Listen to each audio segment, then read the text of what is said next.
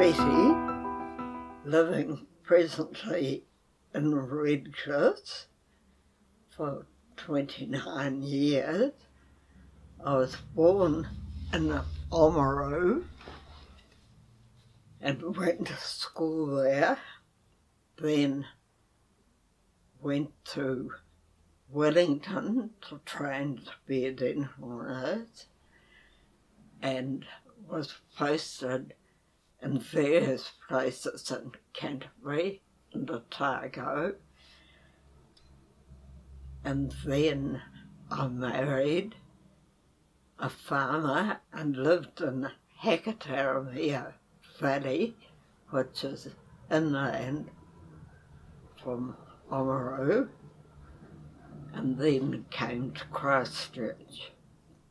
War was declared when I was a high school girl, 14.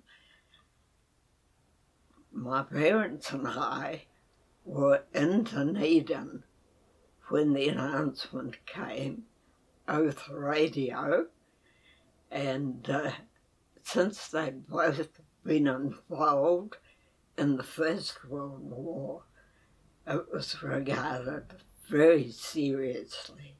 During the war, when the threat of the Japanese had bombed Western Australia, these men were called into the army. They were too old to go to the Second World War, but a shade younger than the men called up in the Home Guard, which was a kind of Dad's army. So they'd had training in weaponry and so on, and they were largely occupied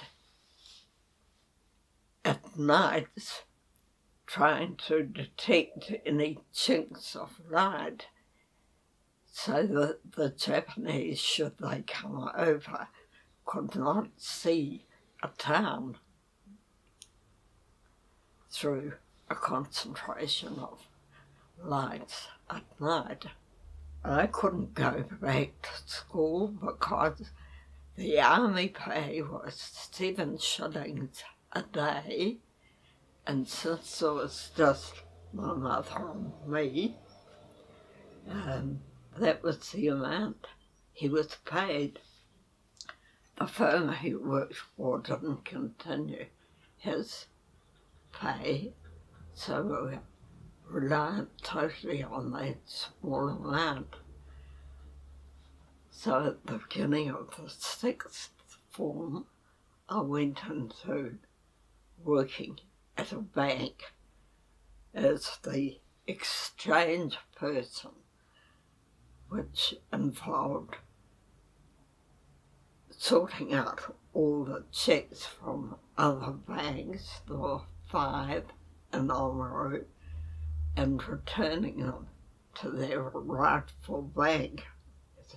During the years I belonged to Girl Guides, we endeavoured to help with the war effort by collecting ergot, which was a parasite which grew on grass, and it helped with blood clotting, and we tried to make camouflage nets by learning from fishermen how to make net, which was supposedly thrown over army vehicles and such like, also to be camouflaged from the air. And there was something else. Oh, we collected old rags for airmen who were cleaning aircraft, and various other knitting projects and so on.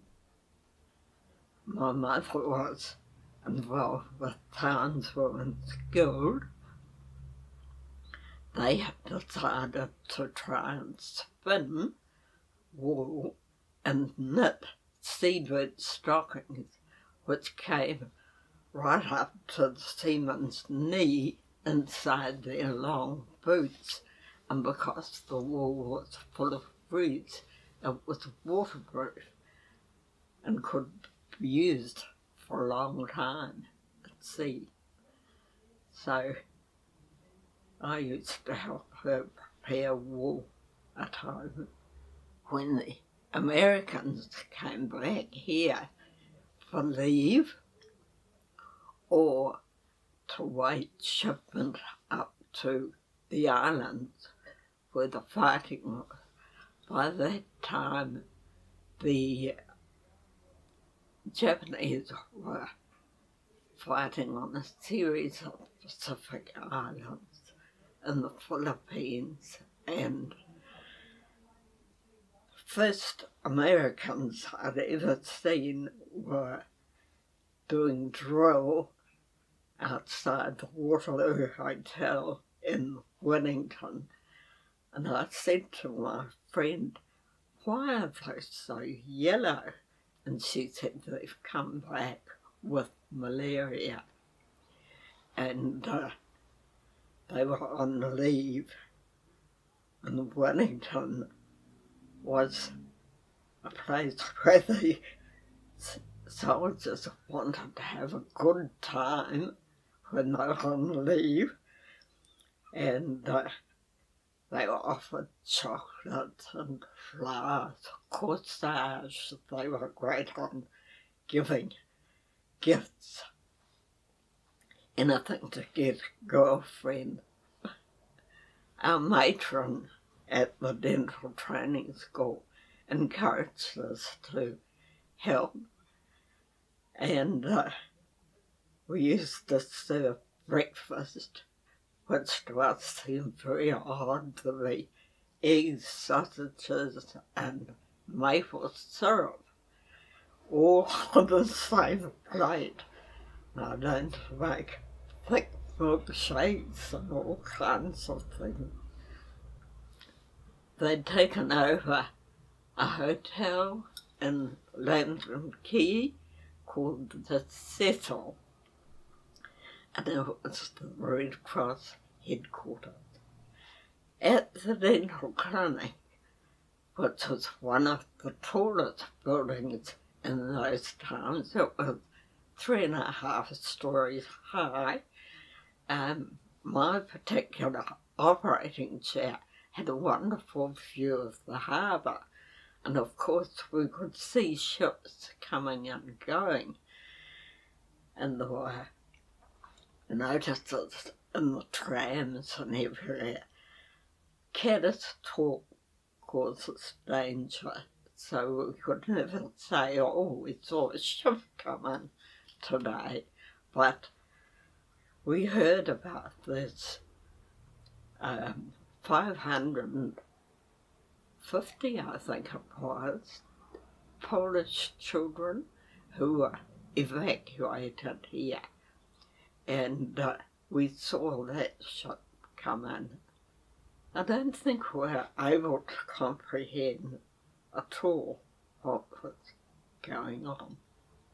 Well, I wasn't in on the celebrations. A friend and I went on the ferry that particular night up to on our way to Auckland, and there were very few people on the ship.